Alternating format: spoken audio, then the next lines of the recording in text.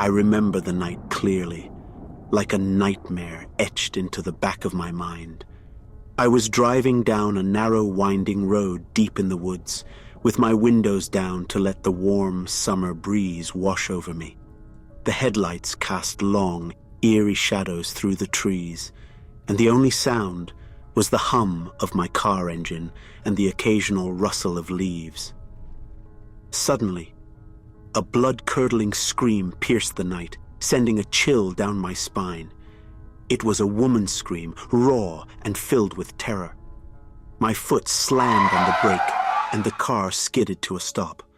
The scream echoed again, distant yet agonizingly clear.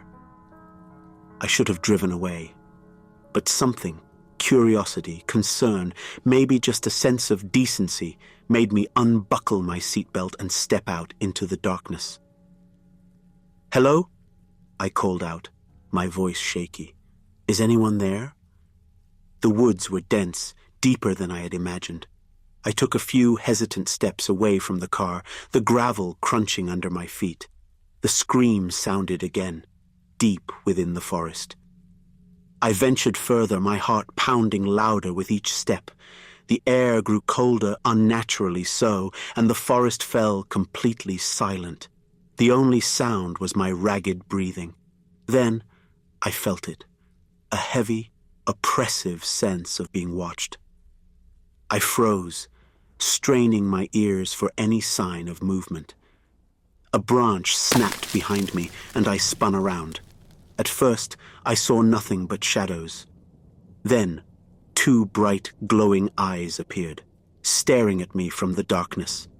My breath caught in my throat. The creature emerged into the faint moonlight, and my blood ran cold. It resembled a deer, but horribly twisted and wrong. It was massive, far larger than any deer should be, with unnaturally long limbs that bent at odd angles. Its antlers were magnificent, yet intimidating, like a twisted crown atop its head. The creature's body was contorted, its movements jerky and unnatural. I stood rooted to the spot, unable to move. The scream sounded again, and I realized with horror that it was coming from the creature itself, distorted and guttural. The eyes pierced through me, and I felt an overwhelming urge to run. I turned and sprinted back towards my car, my legs pumping with desperation. The forest seemed to close in around me, branches clawing at my clothes. I broke through the tree line, gasping for breath, and saw my car just ahead. But the sight that met me was worse than I could have ever imagined. The road was littered with mutilated deer carcasses, their bodies twisted and torn apart. The metallic scent of blood hung heavy in the air. I stumbled, nearly falling, but forced myself to keep going. I threw myself into the driver's seat and slammed the door shut.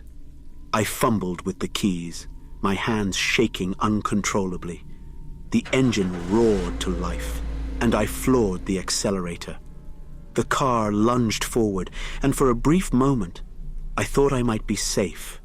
But then, in the rearview mirror, I saw those glowing eyes, closing in fast. The creature smashed into the back of my car, its antlers shattering the rear window. Glass sprayed everywhere, and I screamed. I pressed the pedal to the floor, my car racing down the road. The creature's eyes stayed fixed on me. I don't know how I made it home.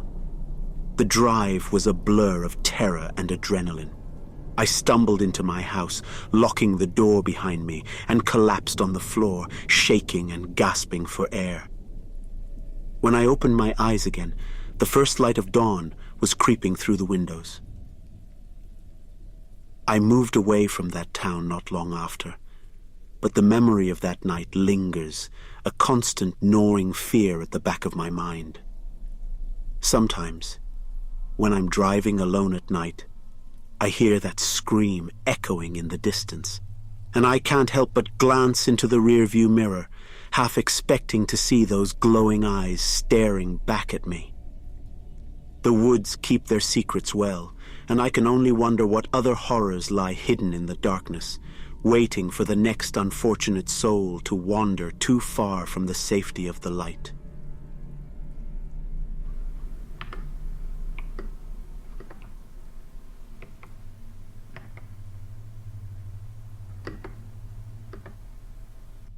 Growing up on the vast Navajo reservation, I learned early about the stories passed down from elders, tales of skinwalkers, creatures that could transform into animals at will, haunting the night with their sinister intentions. These stories were more than folklore. They were warnings etched into our minds, cautionary tales against the darkness that lurked beyond the fire's glow. One autumn evening, after leaving a house party at my friend's place, I found myself on the familiar dirt path leading home after a long night. The laughter and music slowly fading behind me. The chill of the desert night settled in, and with each step, the warmth of the bonfire faded into a distant memory. At first, I brushed off the unease creeping up my spine, a lingering effect of the ghost stories shared earlier. The path winded through desert shrub and sagebrush, their silhouettes dancing in the moon's pale light. A lone coyote's howl echoed in the distance, a natural chorus to the unsettling silence that followed. I quickened my pace, eager to shake off the lingering sense of dread, but it clung to me like a shadow. Then, from the periphery of my vision, movement. My heart skipped a beat. I told myself it was merely an animal, yet every instinct screamed danger. As I walked on, the feeling of being watched intensified, a weighty presence closing in with each hurried breath. A figure emerged ahead, shrouded in darkness, blending seamlessly with the night. Its form was indistinct, wavering like smoke in the moonlight. Panic seized me. I stumbled backward, my mind struggling to comprehend the impossibility before me.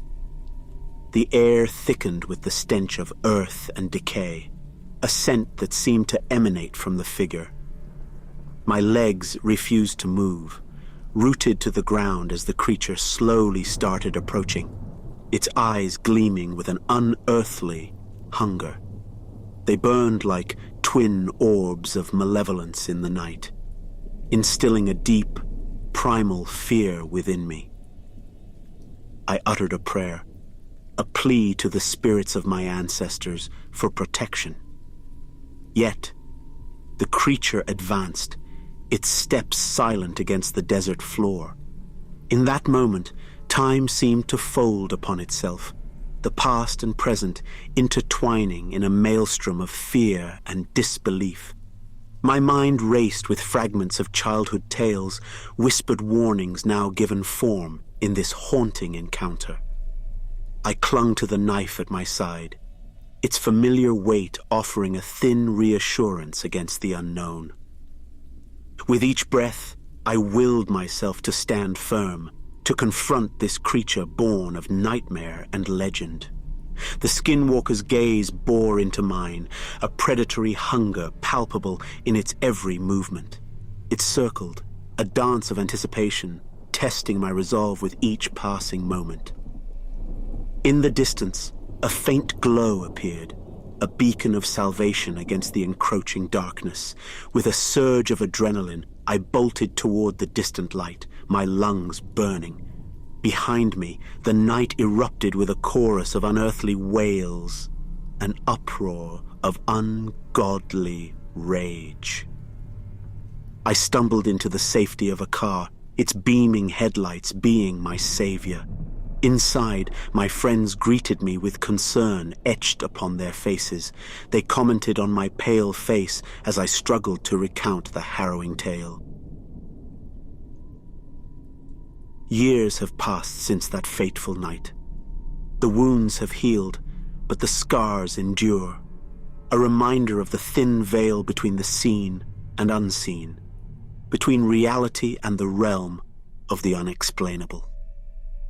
As I write these words, the memory remains vivid, etched into the fabric of my being, an indelible testament to the terrors that lurk beneath the surface of our world.